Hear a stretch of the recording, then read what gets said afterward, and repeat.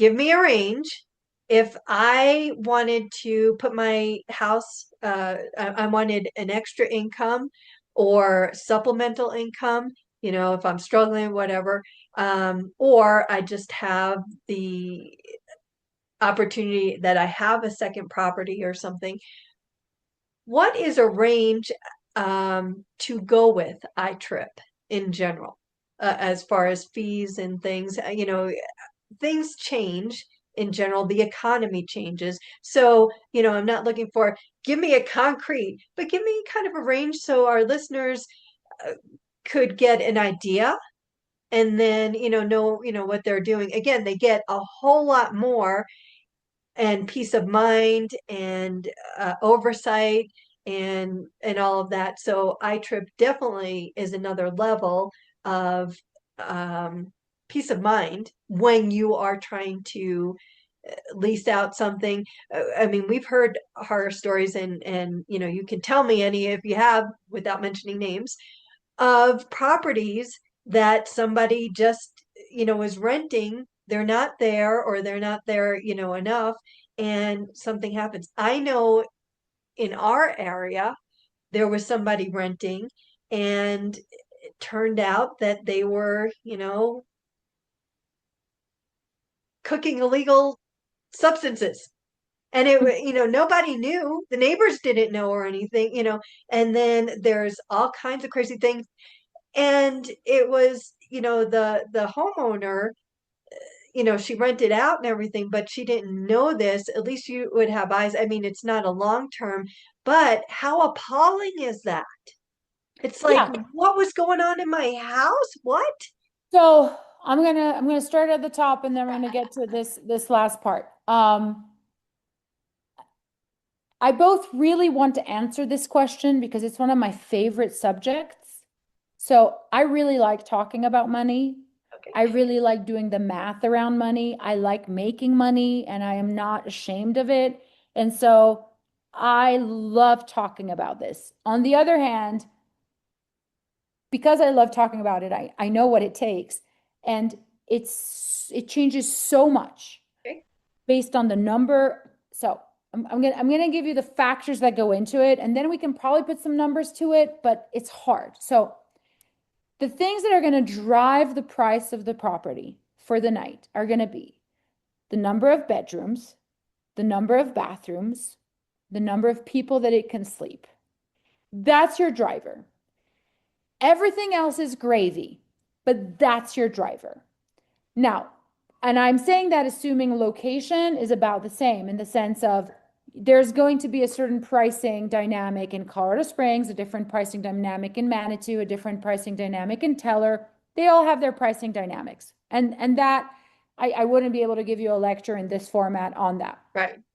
But but they do. They're different markets. They attract different populations for different reasons. If people will spend more if they're vacationing versus whether they're trying to relocate temporarily to a different place, right? It's a Yep. different math if they're doing 6 days for funsies or they're doing 30 days because they have to live there. Different math goes. Now, having said that, the number of rooms, the number of bathrooms, and the number of people. Why? Those three things matter because the number of rooms will tell you how many couples and or children can go into the space. The number of bathrooms tells you how many people you can actually have in that house. You, I ethically, but also just from, I think, decency, but pricing is driven by that too. You could have a 2 bedroom and 1 bathroom and say, we're gonna put 10 people in there. But then you have 10 people to a single bathroom, and that's not acceptable. So the number of bathrooms actually is a big driver because even if you have like a 3 bedroom, 1 bathroom, you're pushing it. That's pushing it.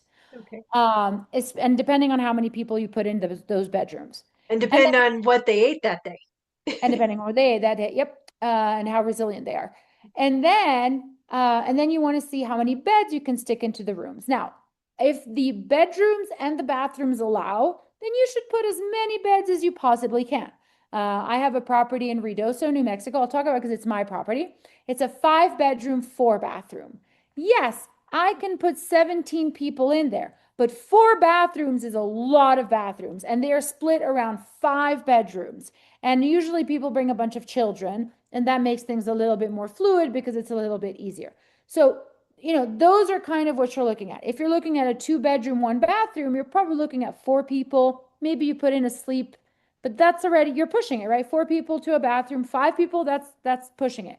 So those are the things that are going to drive your pricing, because it depends how much space you have and how many people are going to enjoy your space. So our properties, I'm going to be super broad here, but our properties, I would say, are between 100 a night to about 500, 600 a night. So we have a range, right? We don't do budget. We do smaller spaces. So we have spaces that are slightly smaller. So I guess maybe in their own way, I don't see them as budget. I find them absolutely gorgeous Right. little quaint spaces. But from 100 to about 600 a night, that's kind of our sweet spot where we end up with most of the properties, depending on seasonality, depending on space. Um, for an owner, I think that's what you were driving at. For an owner, this is the awful math. And I'm just going to be frank with you because I've done that math as an owner. Okay. You look at the nightly rate and then you assume that you're going to be able to keep about half of that to pay the mortgage, the taxes, the insurance, and to cover the expenses directly for the house. Half of it. Because the other half is going to go away in taxes, because you're going to have to pay lodging taxes locally.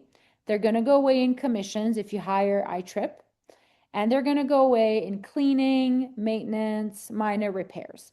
So about half of that money is going to end up coming into your pocket as the owner to pay the mortgage, to pay insurance, taxes, and to maybe build up a rainy day fund if you have a big repair, like the AC goes out, the heating Right. goes out, the septic system, whatever. I think that's a fair math. And so what I'm very clear with my owners is that this is a way for you to cash flow and grow your investment.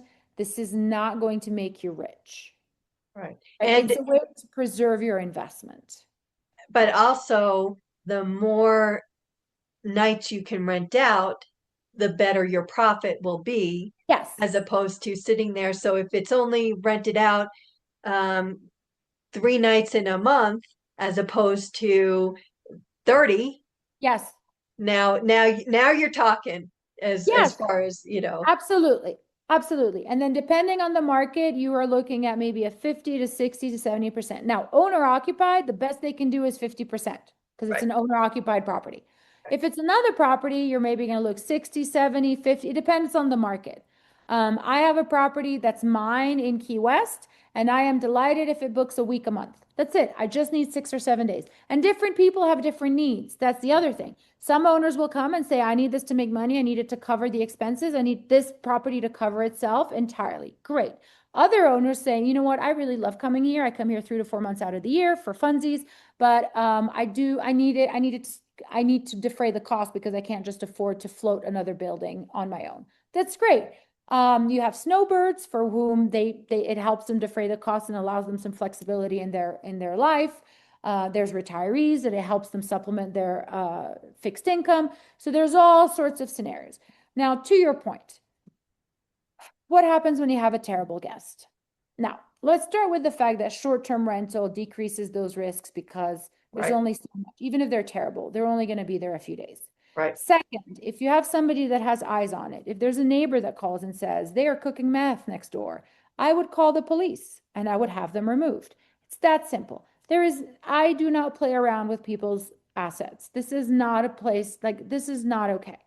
This is why we have house rules. We can terminate if there's an issue and they're breaking the house rules. Engaging in illegal conduct would absolutely be a breach of the house rules. If it's a longer term lease, well, there's certain ways. One, you can price it in such a way that you know the person is making an investment with their livelihood. They're making an investment to make this their home. They're not coming to be there to do things they wouldn't do in their own home. And then I would also say that iTrip has a wonderful partnership with a company that provides insurance. And so every single one of our bookings requires that the guest either purchase insurance for their trip, for their stay, damage insurance, or that they provide a deposit. And so if they damage the property and we will show that they damaged the property, then we would either take the money out of the deposit or we would submit a claim to the damage waiver. That's actually very important, and I had not spoken about until now, and it is good to know that, is that there is a damage policy in place for every single booking, and that is a part of a requirement when they do an iTrip booking.